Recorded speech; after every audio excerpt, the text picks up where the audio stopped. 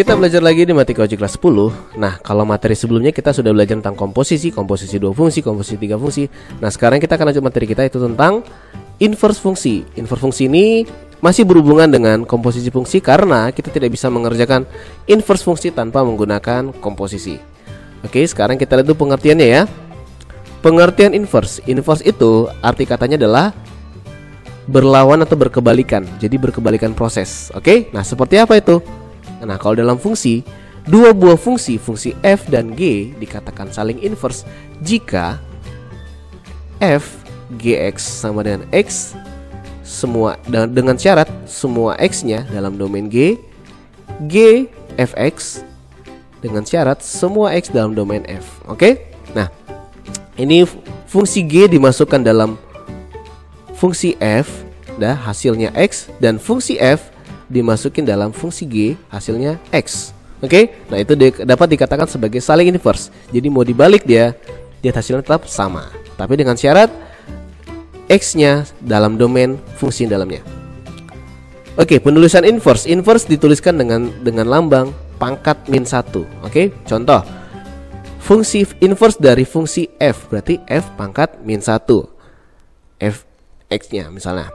Atau fungsi g inverse dari fungsi g berarti g pangkat -1 x. Nanti x-nya nggak selalu x, bisa juga a, bisa juga t, h, atau apapun, tergantung domainnya apa. Dari pengertian inverse tadi kita dapat menyimpulkan beberapa sifat inverse.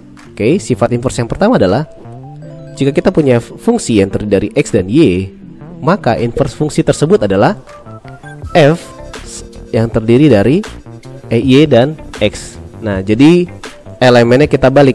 Yang harusnya tadi di x dan y, kita balik menjadi y dan x. Oke, bisa sampai sini? Misalnya kita punya fungsi yang terdiri dari himpunan 1,2, kemudian ada 2,3, terus ada 9,10. Nah, berarti inverse-nya berapa? Inverse fungsinya adalah kita balik, ini kan x, ini y, ini x, ini y, ini x, ini y. Nah, kita balik jadi 2,1, terus 3,2, terus 10,9. Oke. Nah, ini adalah sifat inverse yang pertama. Jadi komponennya dibalik. Sifat inverse yang kedua adalah inverse dari f tidak sama dengan 1/fx. Oke, ingat ya, tidak sama dengan 1/fx. Nah, sekarang berikutnya inverse dari inverse f itu sama dengan fx. Jadi berarti gini, f x, y berarti inverse-nya apa?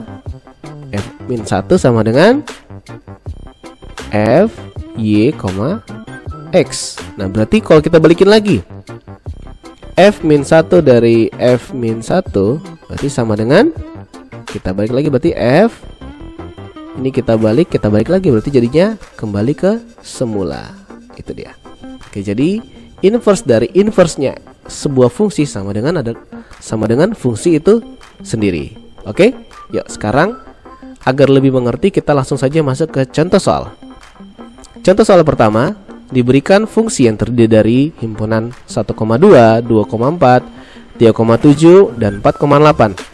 Maka inverse dari fungsi tersebut adalah, oke. Nah, lihat dari pengertian dari sifat inverse yang pertama tadi, kita bisa langsung menentukan inverse-nya. Jadi ini x, ini y, berarti inverse-nya kita balik saja. Y-nya ke depan, x-nya ke belakang. Berarti jadinya f min 1 itu sama dengan 2,1, 4,2, 7,3, dan 8,4. Oke, gampang kan? Ya, itulah inverse-nya. Kita masuk ke contoh soal yang kedua. Contoh soal kedua, jika kita punya fungsi fx sama dengan 3x kurang 2, maka inverse fungsi tersebut adalah, nah, kalau tanya inverse berarti kita disuruh mencari f pangkat -1x. Nah, dari sifat inverse tadi di awal, jika ada komponen x dan y, maka inverse-nya berubah menjadi y, x. Nah, sekarang Masih ingat kemarin waktu kita belajar fungsi fx itu dalam Cartesius itu dapat disimbolkan menjadi y. Berarti y sama dengan 3x kurang 2. Oke, kita jawab di sini ya. Y sama dengan 3x kurang 2. Berarti kita pisahkan x-nya dari persamaan tersebut. Berarti y tambah 2 sama dengan 3x. Nah, berarti 3x sama dengan y tambah 2. X sama dengan y tambah 2 per 3. Oke. Nah, sekarang kita aplikasikan invert tersebut. Kita ganti, kita ubah posisi x menjadi y, kemudian y menjadi x. Berarti y sama dengan x tambah 2 per 3. Atau kita balikin lagi, y itu menjadi f min 1.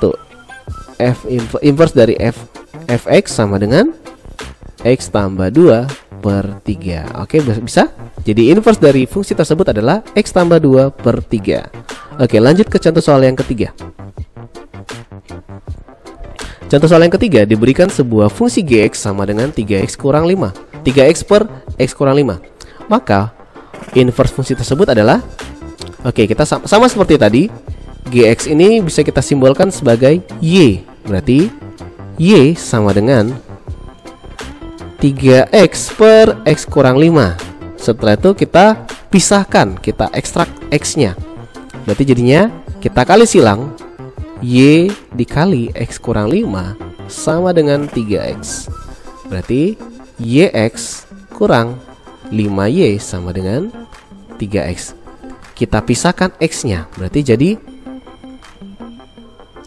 yx dikurang 3x sama dengan 5y. Oke? Nah, sekarang kita pisahkan x-nya. X dikali y dikurang 3 sama dengan 5y. Berarti x sama dengan 5y per y dikurang 3. Oke, bisa?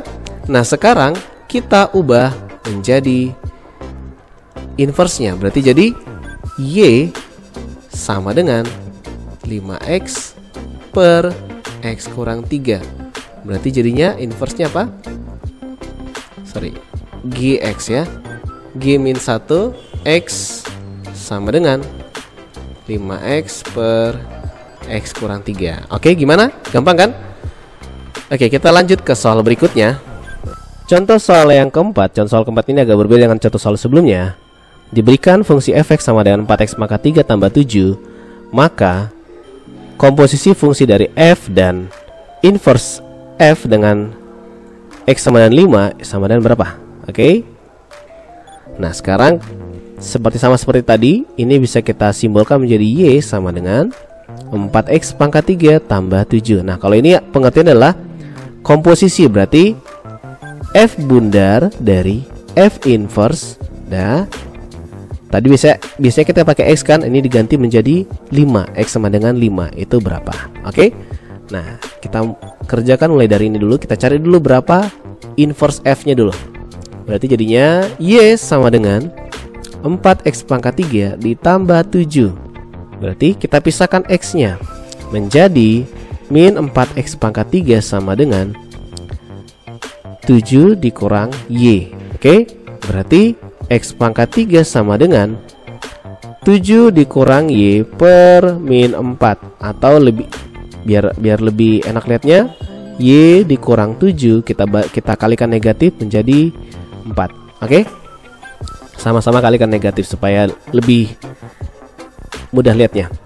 Oke, berarti x sama dengan akar pangkat 3 dari y dikurang 7 per 4. Nah, sekarang kita inversekan. Kita inversekan menjadi inverse. Oke.